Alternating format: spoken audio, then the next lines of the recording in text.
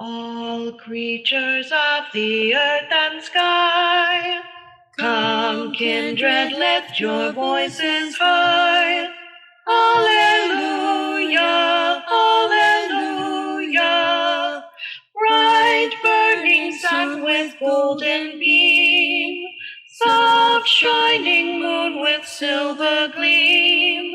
Alleluia, alleluia, alleluia, alleluia, alleluia.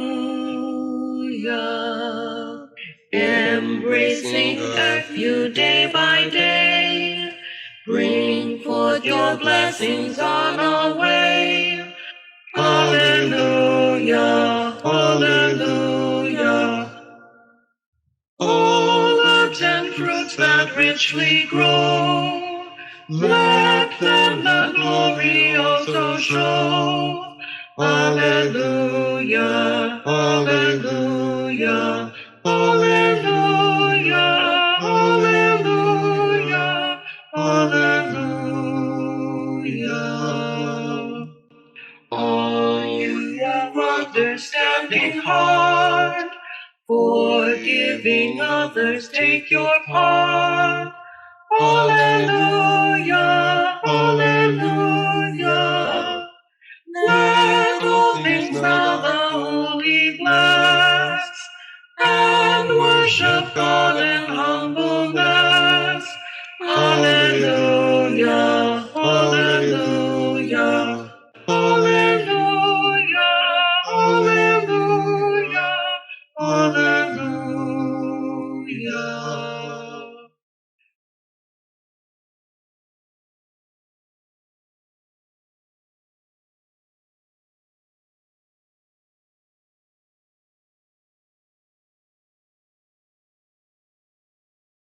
Welcome to the Unitarian Universalist Church of the Brazos Valley, or Brazos UU for short.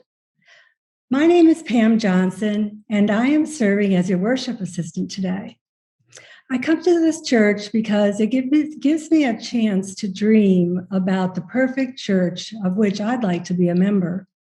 A welcoming church, one with honesty, togetherness, and one that educates our youth and moves on social justice issues. We are a welcoming congregation, which means we celebrate and welcome all people of diverse sexual orientations and gender identities. We also strive to welcome people across diversities of race, age, ability, immigration status, and belief. We are also a congregation working for reproductive justice. So whoever you are, wherever you have come from, wherever you are on life's journey, you are welcome here. We encourage everyone to visit our website, brazos-uu.org. During this time of pandemic and in the midst of our planned building project, the website and our weekly services are our church home. If you might like to contribute your musical talents, if you have a great story to share about your life's journey, or if you have a passion for social justice, we would love to hear from you. If you are interested in getting involved, you can find opportunities on our website. To learn more about our community and what is happening, you can join our email list and our monthly newsletter. And you can also find us on social media by searching UUCBV. Today, it's my honor to introduce our new pastor, Kiya Heartwood. Although her term of service only begins today, she has already been active in helping make important church decisions, giving advice and cheering us on. Our service today by Pastor Kiya is about saving the republic, democracy as a core value, and lessons from the greatest generation.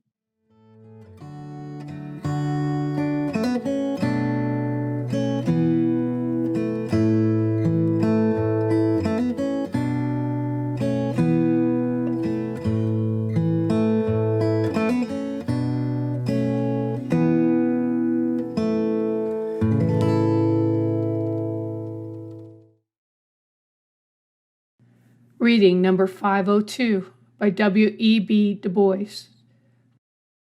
Now is the accepted time, not tomorrow, not some more convenient season.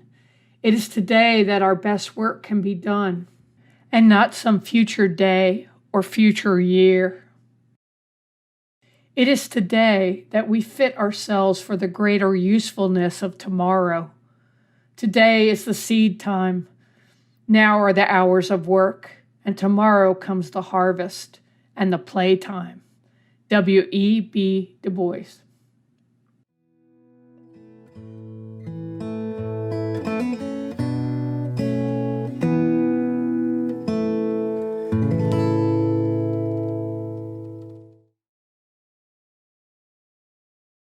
I invite you now to light your own chalice if you have one, as I light our chalice today.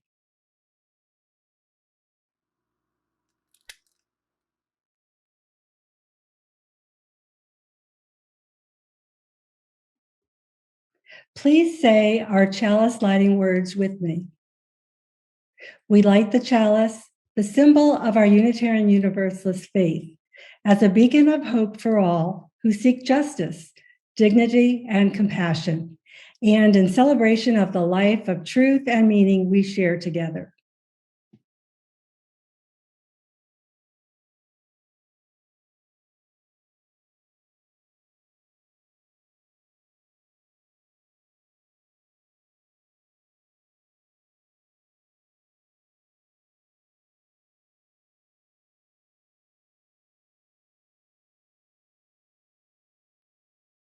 Now, all please join me in saying our affirmation.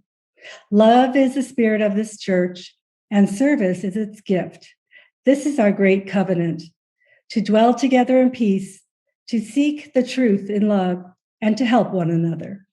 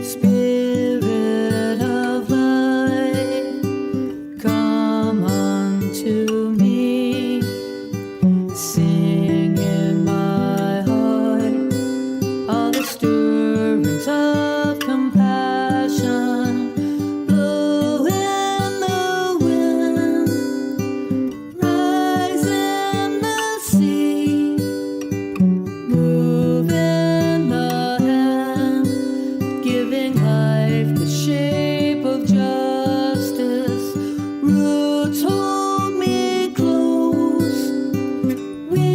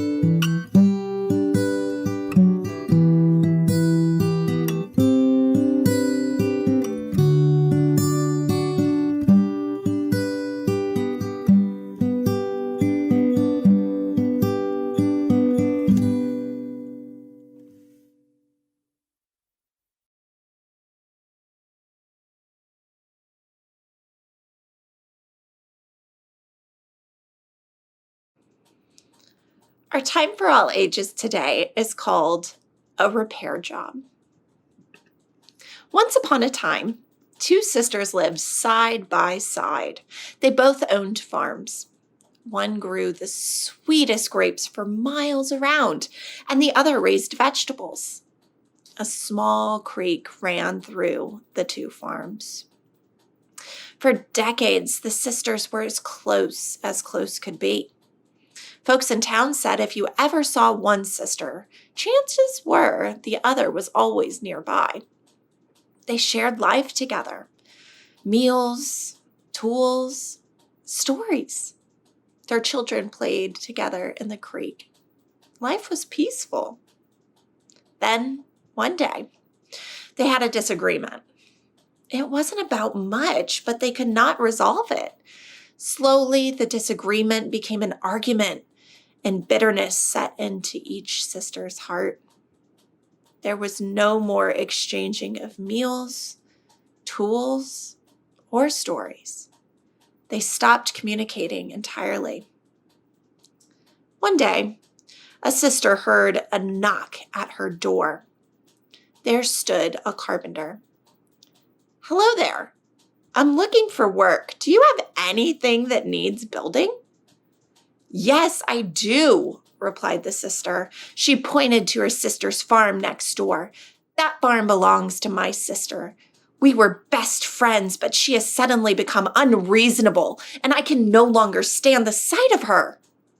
I would like you to build a tall fence between our properties so I don't have to look at her." The carpenter replied, "Okay, I understand your need. I think I know exactly what to do." And so he set to work. The sister decided to do her weekly shopping while he was working so she would not be in his way. When she returned later that day, she was shocked to see that the carpenter had not built a fence at all, but instead had constructed a beautiful bridge across the creek. It was sturdy and wide, with gracefully carved handrails and posts. Before she could object, her sister came out of her house and stood at one side of the bridge. She said, "I have been so foolish.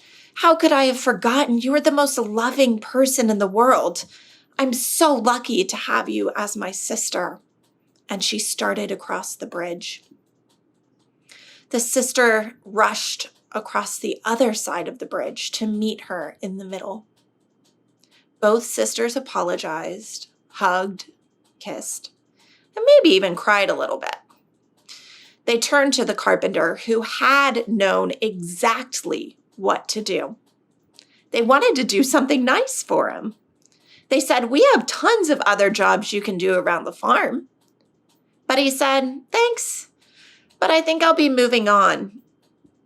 I've got other bridges to build." As we end our story today, I wonder if you have ever built a bridge in your life.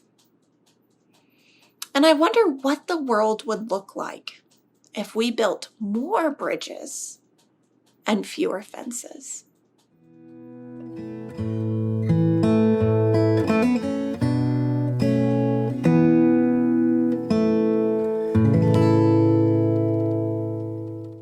And now is a time in our service where you can follow me, if you choose to, in a metta meditation from the Buddhist tradition. Normally, you would say this for yourself for many months before you would move on to the second time you say it.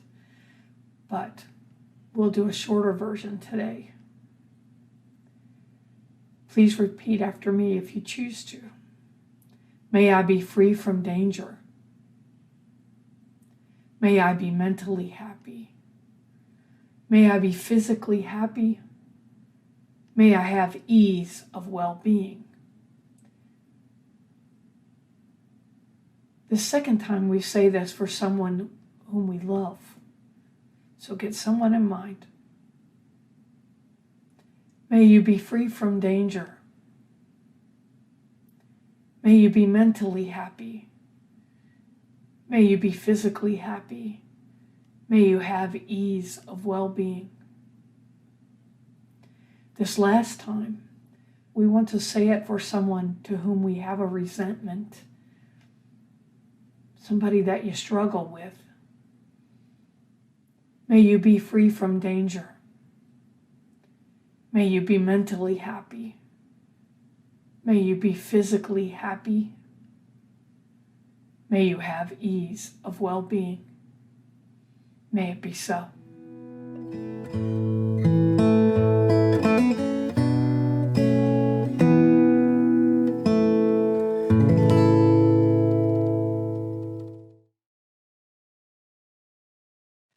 Now let us join together to share our joys and concerns. We know there are many joys, sorrows, and concerns among us. Please express any joy or sorrow that you wish to share with everyone in the chat box at this time, and let us hold in our hearts any unspoken words. Let us also lift up all those who are suffering from the coronavirus, parents, grandparents, and family members, those who have concerns about their children's safety in school or at home, and to all essential workers who present themselves daily, possibly to harm. Let us remember that Black lives really do matter as we strive for justice, equity, and anti-racism. If you haven't already, there's still time to express any joy or sorrow that you wish to share with everyone in the chat box.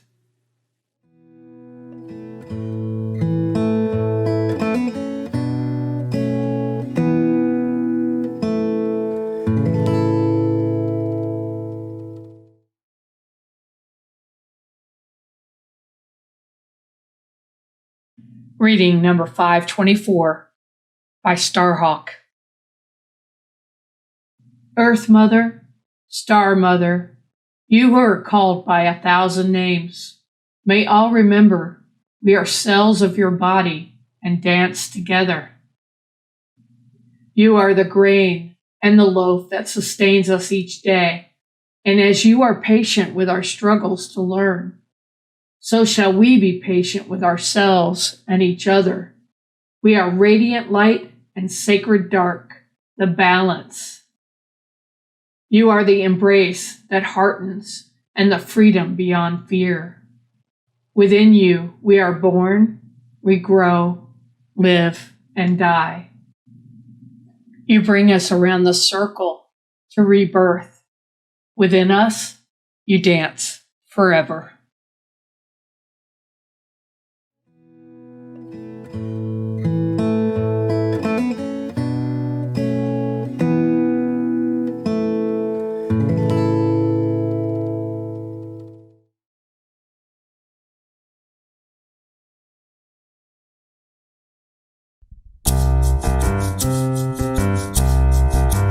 We are going, heaven knows where we are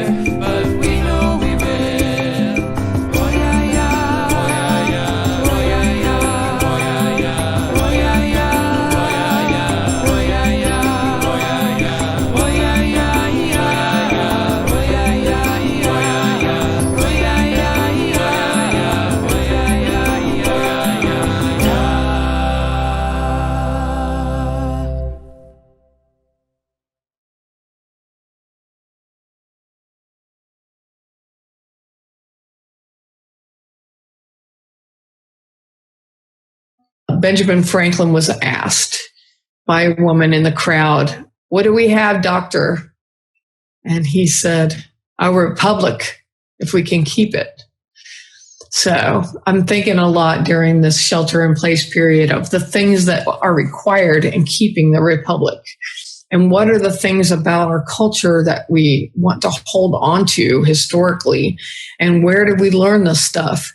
And how are we going to be remembered by history? Tom Brokaw wrote a book called The Greatest Generation, where he talked about my grandparents' generation, the people that were born before 1926. My grandfather was born in 1910. My grandmother was born in 1908. Robert Casey Sr., and Elizabeth Eugenia. They went from cars to computers and everything in between. I think of my generation and just the things that I've seen in my lifetime. Vietnam War, when I was a kid, I'm watching it on black and white TV, landing on the moon, civil rights movement, anti-war movement. No nukes, fighting AIDS, 9/11. It goes on.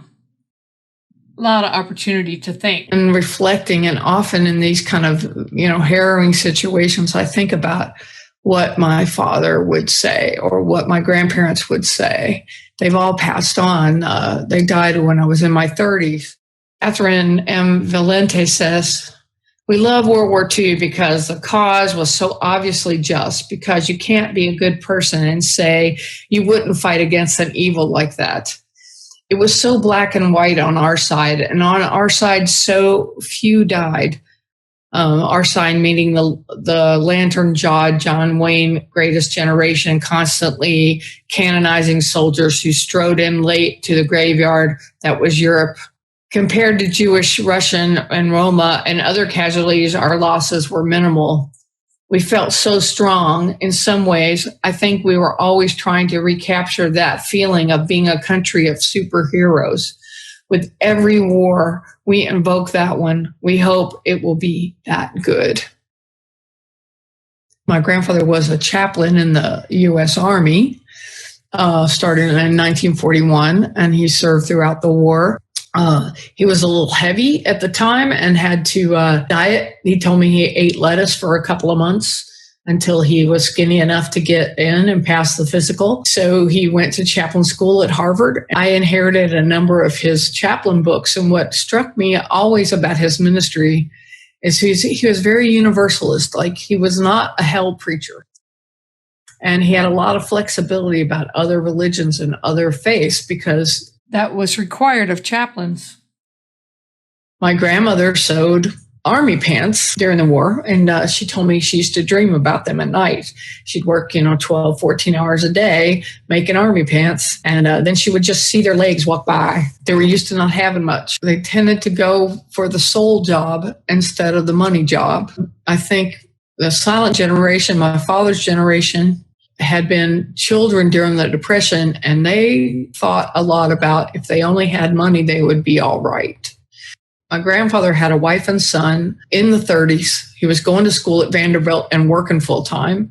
He worked at a dairy, and so he picked up the milk real early in the morning before he went to class. And went to class. He made cheese all afternoon in big vats, and then worked at the ice cream parlor at night. And that's where he met my grandmother.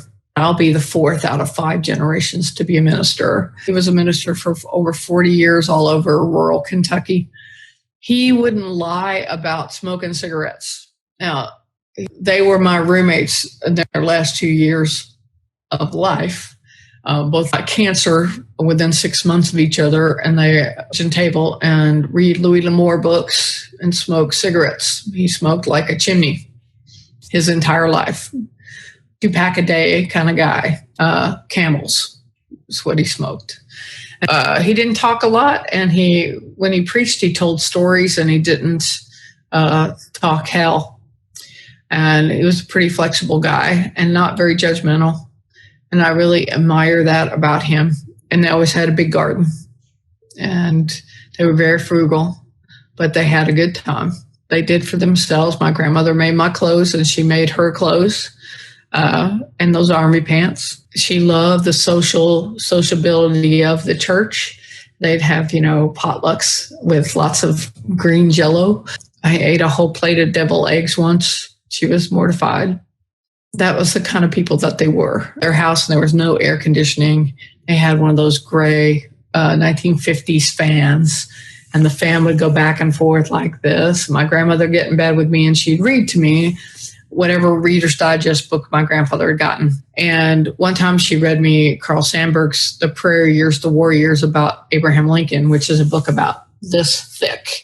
So she had the patience of a saint, and she would stay in the bed with me until I would go to sleep. That was the most stable household in my childhood. So when I think about the qualities that I adore, humility, they didn't brag about the things that they had done. Their house, when they retired, having been a Methodist minister, he lived in parsonages his whole life. And when he was 65, he and my Uncle Walt built them a house.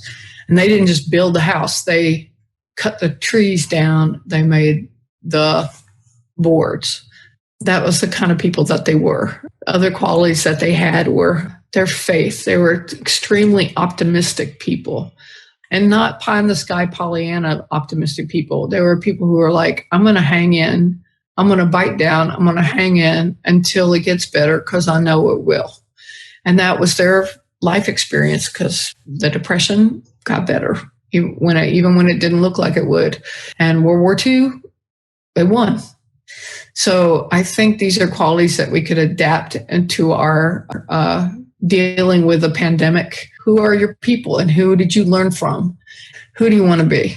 I think Ben Franklin would be proud of us. I think that we are totally capable of keeping this democracy and being the country that we want to be. And I think that we should be the country that pulled together and took care of each other and be stubborn about it, like the greatest generation. Would enjoy hearing what you have to say about this. Thank you. And now here's a little clip from a Frank Sinatra movie that sort of captures the best of the greatest generation. Hope you enjoy it. Here, cut it out now. Come on, stop that. It's like somebody's in for a licking, huh? You bet! We're gonna smear him! All right, wait a minute. Back up now. Steady. It's all right, but 6 against 1. That's not fair, is it? Come on, gang. What's the matter with you? What's it all about? No, I'm not scared. I'll fight you even. Well, not if I can help it. You look like you take care of yourself. I just want to know what the gang war is for. We don't like him. We don't want him in our neighborhood or going to our school. See? I've been living here as long as you, since I was born even. Yeah, come on now. Now, let's cut it out. I'm serious. What's the matter? Has he got smallpox? We don't like his religion. His religion? Yeah, he's a dirty... Yeah, wait a minute. Oh, I think I'm beginning to understand this thing. Yeah, it must be one of those rat pack gangs I've read about in the papers who beat up on people. Mister, we ain't no rat pack. Well, you ain't regular guys, for sure, I can tell you that. I don't know what we ought to do about this. It must be pretty tough, huh? You bet. What about your dad? What kind of a man is he? What would he say about this? My pop's so tough, he'll smear you. He would, huh? He's a pretty tough guy, huh? You bet. He's a sergeant in the army. He was wounded in Korea. Oh, he was wounded, huh? Say, I'll bet he got some of that blood plasma that you've been reading about, the Red Cross. You bet. It was hurt so bad, he had to get it 6 times. He told me even. 6 times, huh? Son, anybody in your family ever go to the blood bank? My mother and father both. Hey, it's pretty serious. You know, it could be that his father's blood helped save your dad's life. That's pretty bad, isn't it? What's bad about it? Well, don't you see? His father doesn't go to the same church as your father. Now, you think maybe your dad would rather have died than to take blood from a man of another religion? Would you have wanted him to die, or your mom? No. Well, don't you understand, fellas? Religion doesn't make any real difference. God created everybody. God didn't create one people better than another. And people worship God in different ways all over the world. Many, many different ways. Now, my father came from Italy, but I'm an American. But should I hate you because your dad came from Ireland or Sweden or Holland? Now, wouldn't I be a fathead? You guys by chance remember anything about Pearl Harbor? You ever read about it or hear about it? You bet I did. My Uncle Mike was in the Navy. Oh, he was. Did he ever tell you about a Jap battleship called the Haruna? No? Let me see if I can remember. It seems that the Haruna was raising the dickens with our boys, and one day one of our planes sighted it and got right over it. And you know what it takes to bomb a battleship, fellas? It takes teamwork and a lot of guts and know-how. And one of our planes got over it and dropped a big 500-pound bomb right smack in the middle of it. And everybody in the United States kind of threw their head back and felt a lot better about that. Now, the pilot of that airplane was Colin Kelly. He was an American and a Presbyterian. You know who dropped the bombs? A boy from Brooklyn named Maya Levin, an American and a Jew. Now, do you think maybe they should have called off the whole bombing raid because they weren't of the same religion? Do you?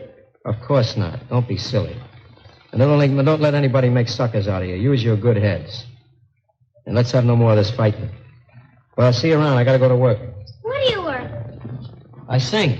Oh, you're a kid. I'll tell you what. You just stand right here and no hissing allowed.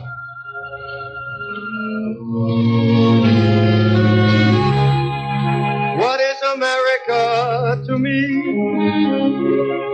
A name, a map, or a flag I see. A certain word, democracy. What is America to me?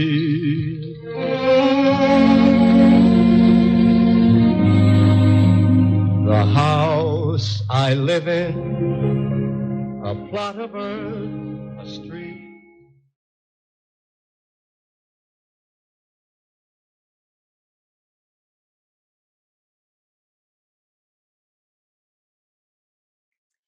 If we were having worship service in person, this is the time when we would pass the basket. This church shares the proceeds of the offering plate donation every week to support important nonprofit organizations with which we work. This month, we are proud to support the Confronting Our Racism group, or CORG, from July through September. The CORG is a nonprofit grassroots group made of members of the Brazos Valley African American Museum, the UUCBV, and the local Black Lives Matter group, with the goal of understanding and confronting racism in our own community of Bryan College Station. Please be as generous as you can. If you wish to make an offering, you can mail your check, or for your convenience, you can donate online. On our homepage at brazos-uu.org, you can find our mailing address at the bottom, and you will see a Donate Here link.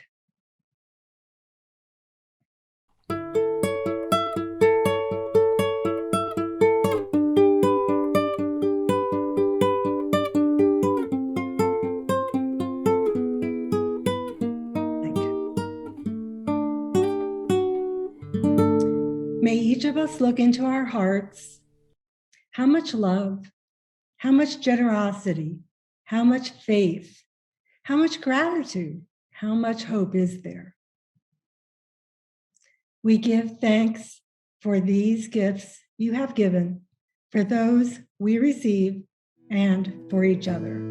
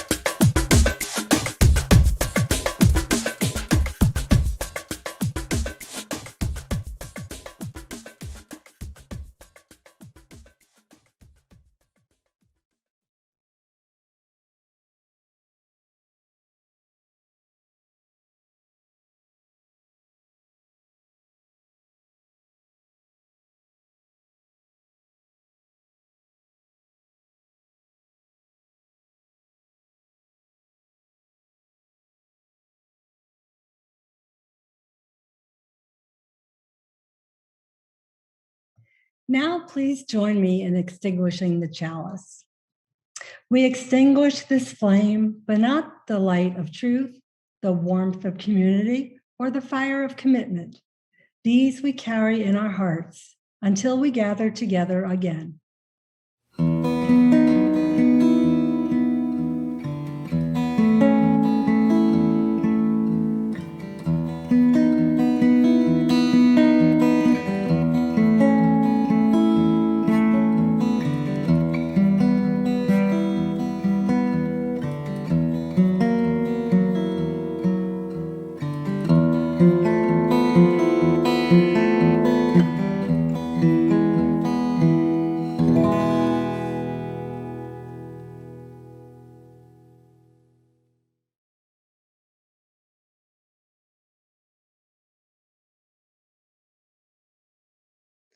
Remember the way of the wind and breathe and blow. Remember the way of the fire, sparkle and glitter and glow. Remember the way of the water and ebb and flow. Remember the way of the earth and grow. Go in peace.